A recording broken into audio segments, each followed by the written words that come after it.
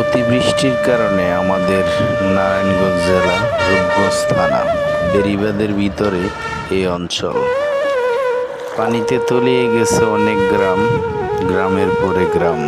নিচু এলাকায় প্রচুর পানি জমেছে। কারো ঘরে হাঁটু পানি, কারো ঘরে কোমর পানি, রাস্তা দিয়ে চলা যাচ্ছে না। পরিস্থিতি খুবই ভয়াবহ। আরও পানি বাড়ার আশঙ্কা আছে। এটা হলো তারাব পৌরসভা বরপা গ্রাম।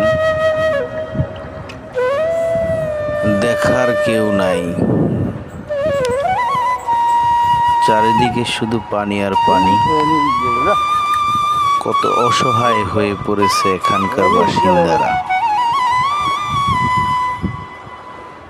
রাস্তা দিয়ে চলাই যাচ্ছে না।